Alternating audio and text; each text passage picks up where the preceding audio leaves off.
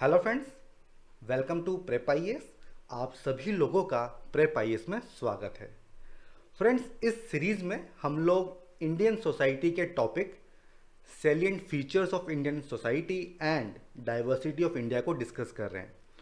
Total 4 lectures की ये series है and this is the last lecture of this series. Friends, इस lecture में आज हम डिस्कस करेंगे डाइवर्सिटी इन इंडिया के बारे में, जो कि one of the salient feature है इंडियन सोसाइटी का। अब दोस्तों, अगर आपने कभी रिपब्लिक डे परेड देखी हो तो वहाँ पे जो डिफरेंट स्टेट्स हैं वो अपने कल्चर, अपने ट्रेडिशन को शोकेस करते हैं। आपको डिफरेंट डिफरेंट टेबल्यूज देखने को मिल जाएंगे, जैसे कि ये लद्दाख का टेबल्यू है। इसमें लद्दाख के कल्चर को शोकेस किया गया है। ये टेबल्यू यूपी का है, जहाँ पे आप राम मंदिर को देख सकते हैं। ये वाला टेबल्यू छत्तीसगढ़ का है, जहाँ पे छत्तीसगढ़ के कल्चर को, वहाँ के डांस, वहाँ के आर्ट फॉर्म को दिखाया गया है। एंड ये जो लास्ट वाला टेबल्यू है, ये है केरला का टेबल्यू। अब दोस्तों, इसी से आप समझ सकते हैं कि डाइवर्सिटी क्या होती है। What is diversity? डाइवर्सिटी का मतलब होता है variety of races, religion, languages, caste and culture. और ये सभी आप काफ़ी आसानी से उस टेबल्यू में देख सकते हैं। डाइवर्सिटी मतलब विविधता। इसका मतलब क्या होता है? वैरायटी ऑफ रेसेस, जब नस्ल की वैरायटी होगी, धर्मों की वैरायटी होगी, भाषाओं की वैरायटी होगी, जातियों की वैरायटी होगी, कल्चर, संस्कृति की वैरायटी होगी, उस सबको कहा जाएगा डाइवर्सिटी। अब फ्रेंड्स, एक दूसरी टर्म होती है इनइक्वलिटी। तो आपको कंफ्यूज नहीं होना है, डाइवर्सिटी एंड इनइक्वलिटी दोनों अलग अलग होते हैं। डाइवर्सिटी का सिंपल सा मतलब है डिफरेंसेस। और किस चीज़ में differences? Races, religion, language, caste, culture में। जबकि इनइक्वलिटी का मतलब होता है कि दो लोगों के बीच में जो रिसोर्सेज हैं उनका डिस्ट्रीब्यूशन अनइक्वल है, समान रूप से डिस्ट्रीब्यूशन नहीं किया गया है। फॉर एग्जाम्पल, एक बंदा ए है, उसके पास मान लीजिए 1000 रुपीज़ हैं। दूसरा बंदा बी है, उसके पास केवल 2 ही रुपए हैं। तो यहाँ पे वेल्थ की इनइक्वलिटी आप कह सकते हैं। तो डाइवर्सिटी का मतलब क्या होता है? डिफरेंसेस। एंड इनइक्वलिटी का मतलब होता है जब रिसोर्स का डिस्ट्रीब्यूशन सही से नहीं हो। अब दोस्तों, ये तो हमने देख लिया कि डाइवर्सिटी क्या होती है। अब फ्रेंड्स, आप इमेजिन कीजिए कि अगर डाइवर्सिटी नहीं होगी तो क्या होगा। इसका मैं आपको एक एग्जांपल देता हूँ।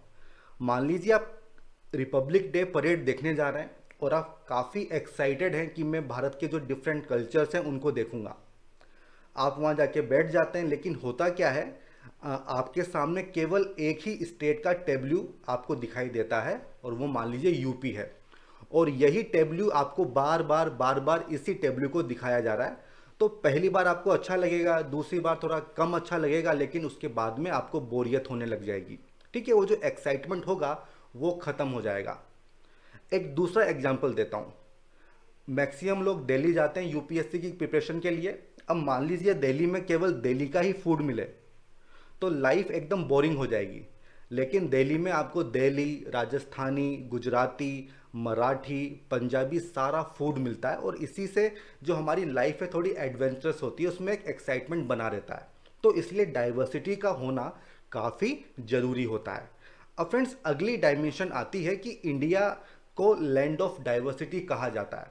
काफ़ी सारी डाइवर्सिटी हमको देखने को मिलती है, रेशियल डाइवर्सिटी, लिंग्विस्टिक डाइवर्सिटी, ठीक है, रिलीजन की डाइवर्सिटी। तो काफ़ी कुछ डाइवर्सिटी हमको देखने को मिलती है। तो इसके क्या कारण हैं जिसकी वजह से इंडिया में इतनी डाइवर्सिटी हमको देखने को मिलती है?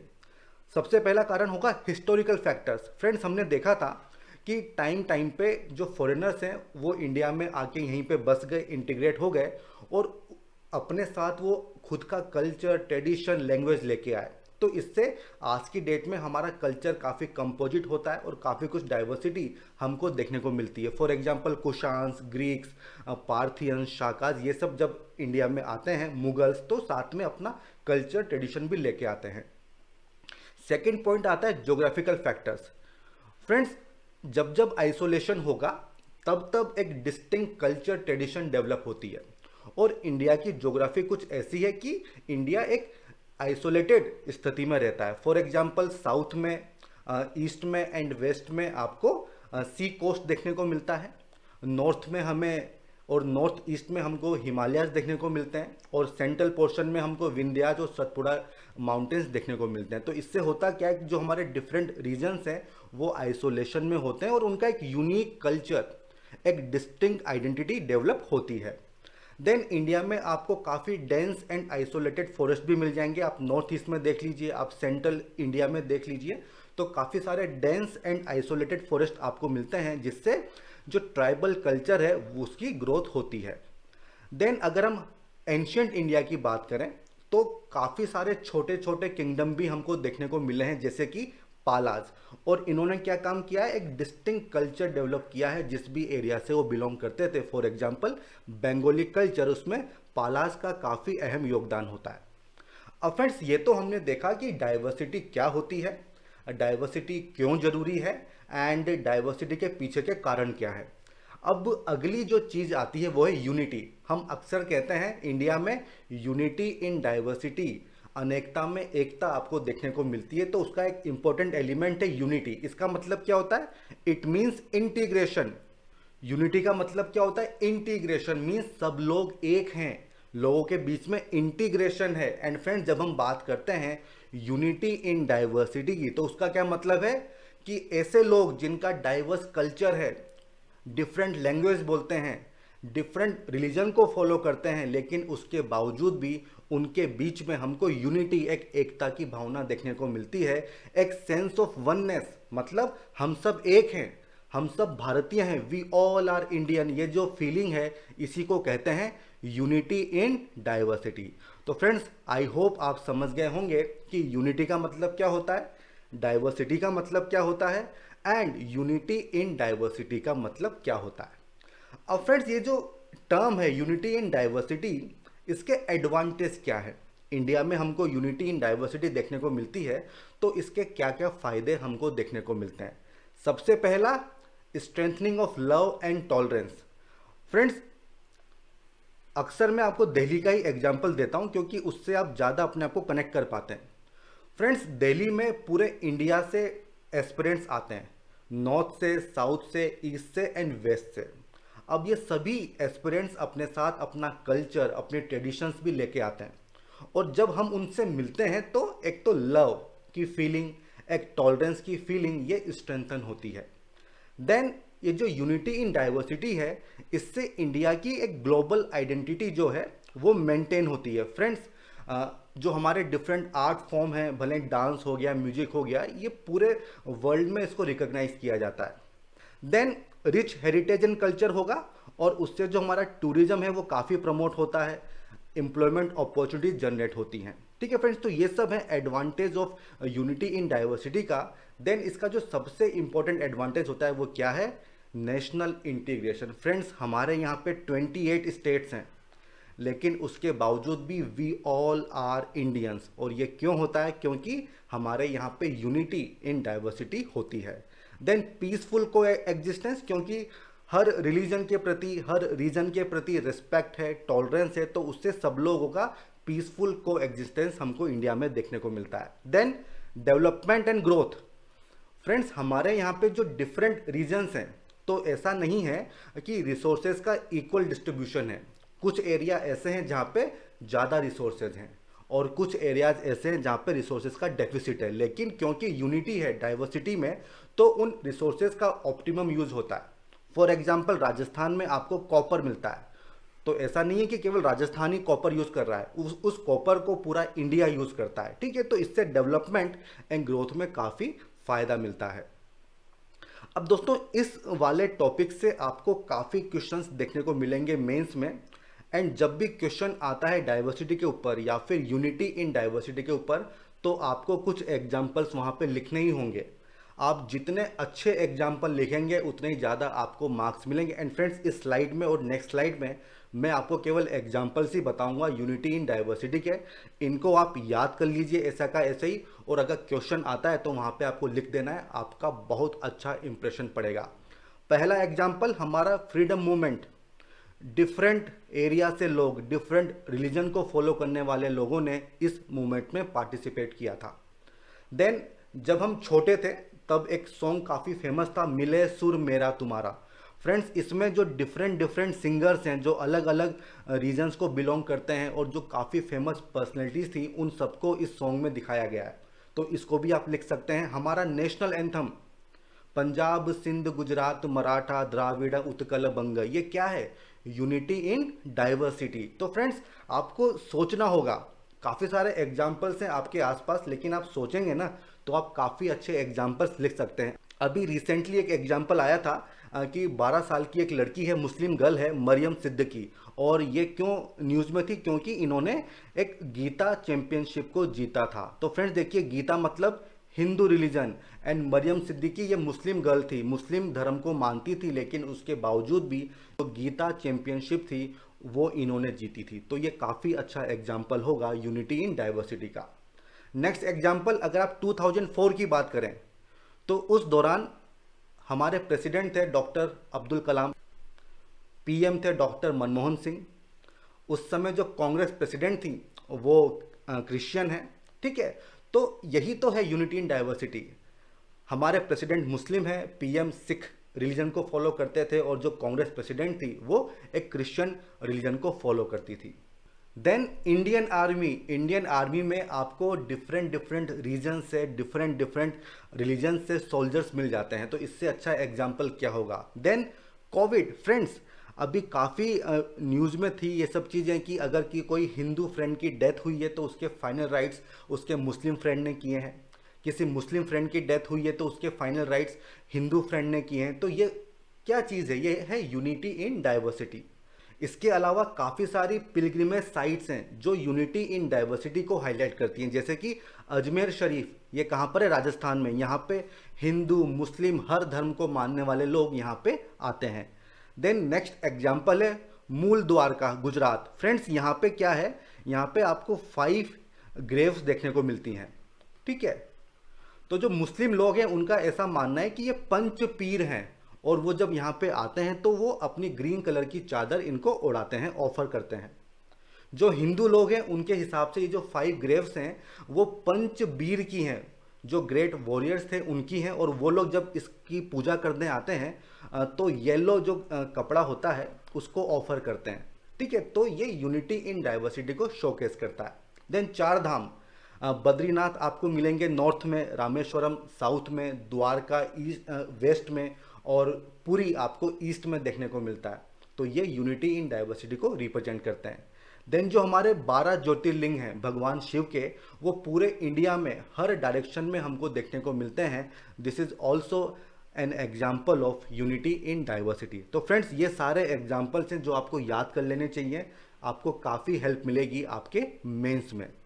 अब फ्रेंड्स जब हम डाइवर्सिटी की बात करते हैं तो डिफरेंट फॉर्म्स ऑफ डाइवर्सिटी हमको इंडिया में देखने को मिलती है। सबसे पहले रिलीजियस डाइवर्सिटी, ये ऑलरेडी मैं डिस्कस कर चुका हूँ। हमारे यहाँ पे हिंदू मुस्लिम सिखिज्म क्रिश्चियन बुद्धिज्म जैनिज्म जितने भी रिलीजन वर्ल्ड में है वो सभी आपको इंडिया में मिल जाएंगे। एंड फ्रेंड्स जब हम हिंदुइज्म की बात करते हैं तो इसके डिफरेंट जो सेक्ट हैं जैसे कि वैष्णविज्म शक्तिज्म शैविज्म, ये भी हमको देखने को मिलते हैं।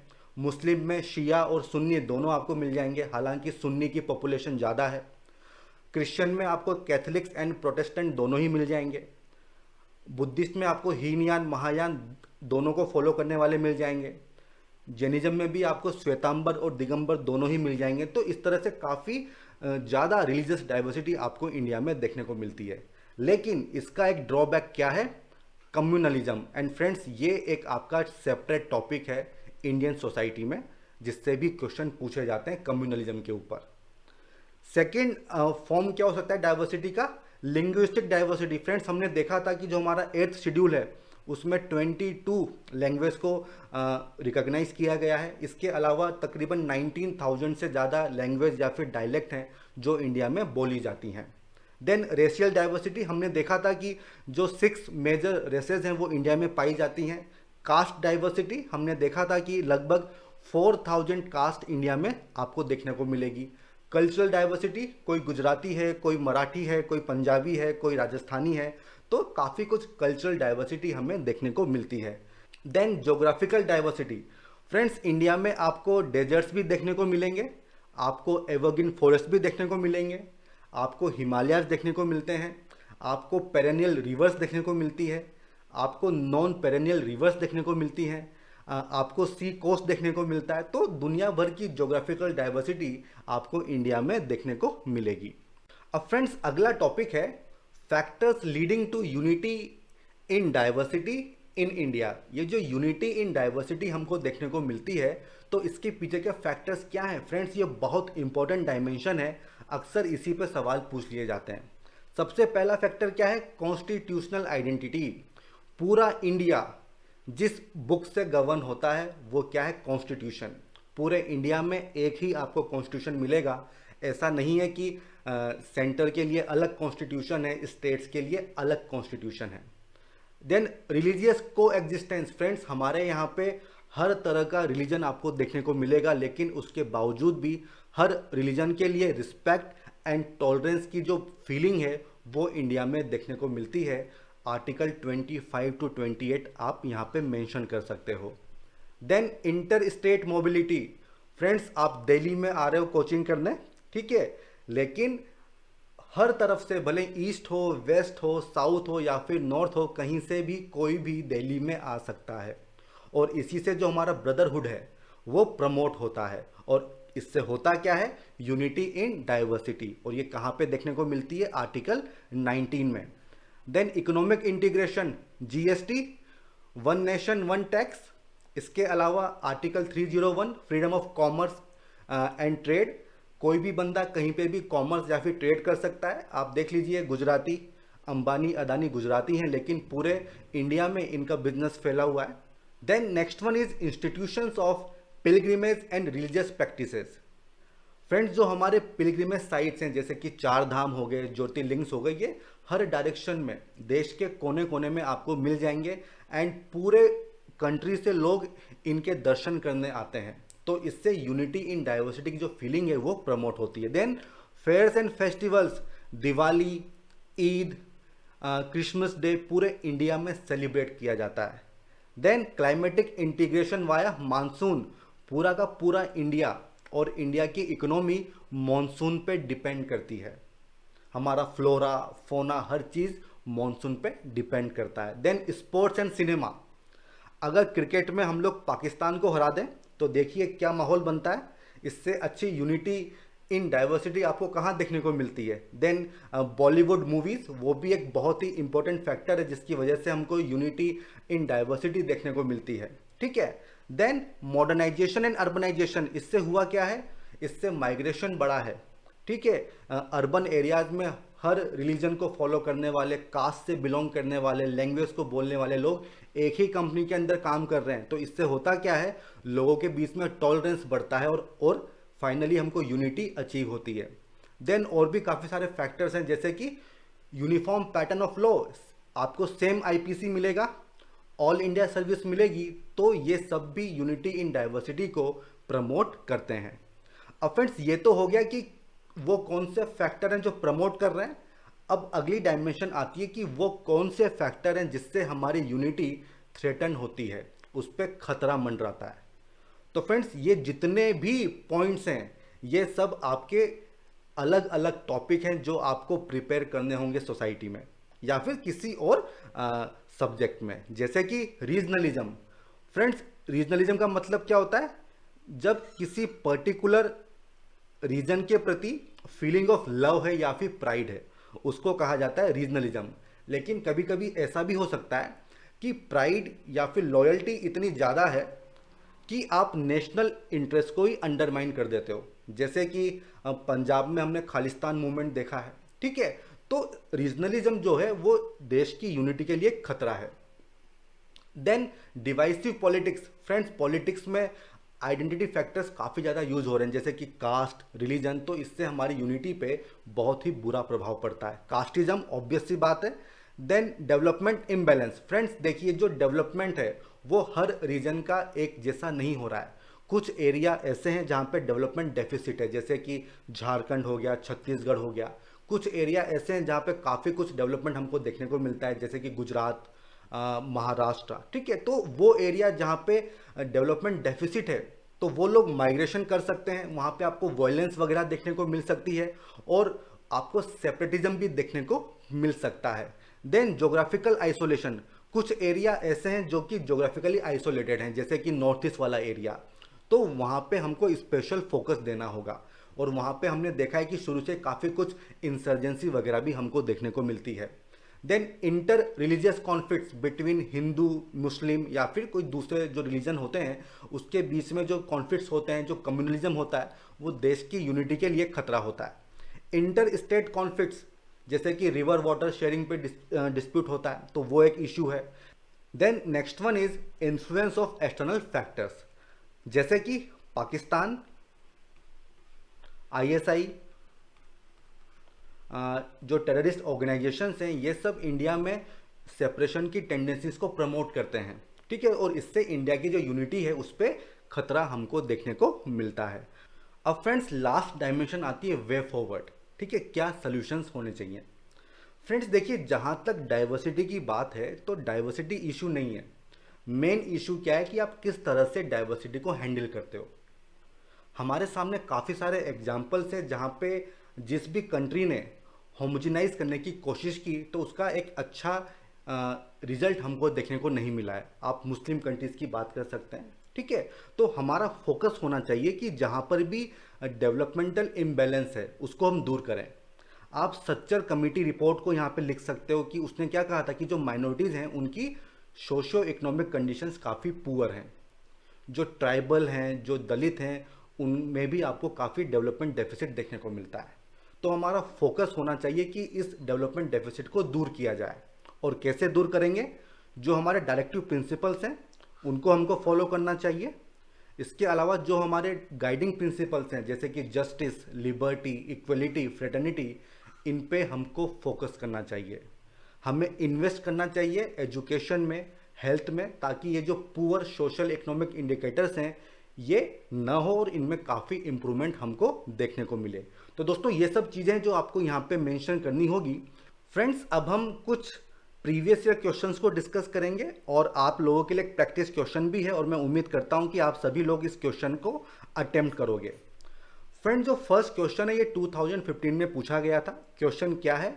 Describe any 4 cultural elements of diversity in India and rate there relative significance in building a national identity.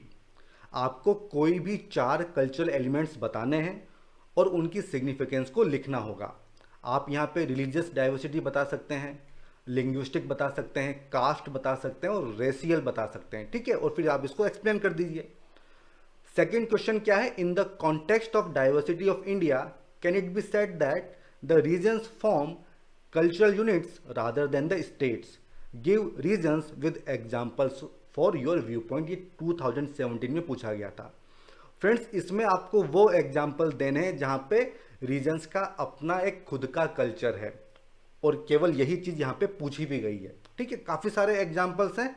आप एनसीआर का एग्जाम्पल दे सकते हो, पूरे एरिया में एक ही कल्चर आपको देखने को मिलेगा। आप जो कोस्टल एरियाज हैं, जो कोस्टल रीजन्स है, उसका एग्जांपल दे सकते हो और क्या सिमिलर कल्चर है, राइस प्लस फिश। आप उन सब एरियाज के बारे में बात कर सकते हो जैसे कि नॉर्थ ईस्टर्न स्टेट्स, ठीक है। ये नॉर्थ ईस्टर्न रीजन पूरे 8 स्टेट यहाँ पे मिलते हैं लेकिन सिमिलर कल्चर आपको देखने को मिलता है। आप पूर्वांचल की बात कर सकते हो, जो यूपी बिहार वाला एरिया है वहाँ पे छठ पूजा जैसे कल्चर आपको देखने को मिलेंगे। देन आप ग्रीन रिवॉल्यूशन वाले जो एरिया हैं, पंजाब, हरियाणा, वेस्टर्न यूपी, यहाँ पर भी आपको सिमिलर कल्चर देखने को मिलता है।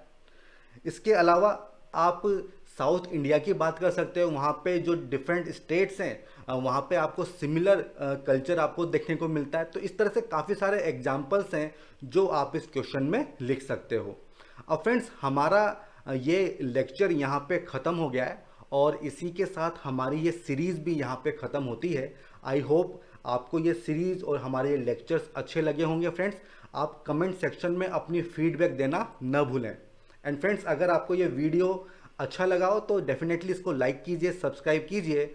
And friends all the best, good bye.